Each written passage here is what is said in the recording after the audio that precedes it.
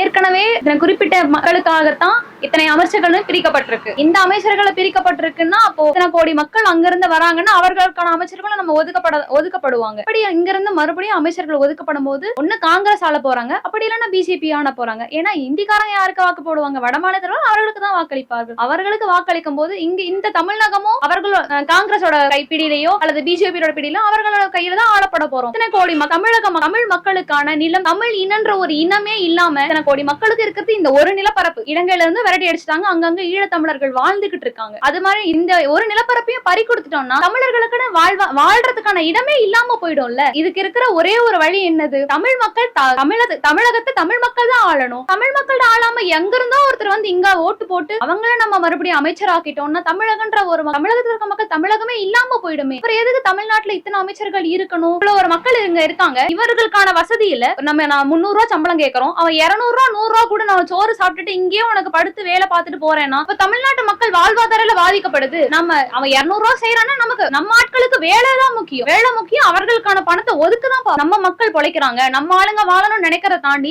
தனக்கான என்ன தேவை இருக்கோ அதானே செய்ய போறாங்க. அதன் அடிப்படையில அவர்களை வரதை நாங்க வந்து முற்றிலுமாக எதிர்க்கிறோம். எதனாலன்னா ஒரு 6 வயது சிறுமியையும் 10 வயது சிறுமியையும் பெண் குழந்தைகளை பார்த்தா கடவுளுக்கு நிகரா பார்ப்போம். பெண் பிள்ளைன்ற தாண்டி குழந்தைகளே கடவுள் நிகரா பார்ப்போம். அப்படி ஒரு 6 வயது சிறுமியை 10 வயது சிறுமியை அவ கற்பழிக்கிறான்னா அவரோட மனநிலை எந்த அளவுக்கு மோசமா இருக்கு? எதன் அடிப்படையில நம்ம தமிழகத்துல விடுறது? இதே போலதானே எல்லாரும் இருப்பாங்க. எப்படி நம்ம இந்த நம்பிக்கையில நம்ம அவங்களை நம்புறது? அதே போல ஒரு 10 பேர் செஞ்சான்னா இப்ப திருடுறானுங்க, நல்லாவே திருடுறானுங்க, கொள்ளை எல்லாமே செய்ய ஆரம்பிச்சாச்சு. போராட்டம் வரைக்கும் செய்ய ஆரம்பிச்சுட்டாங்க. இப்போ சென்னையில எல்லாம் இது எங்கள் நாட்டை விட்டு நாங்க போக மாட்டோம் அப்படின்ற அளவுக்கு அவங்க வந்துட்டாங்க. இதனோட ஆதிக்கம் அதிகமாயிட்டு தானே போயிட்டு இருக்கு.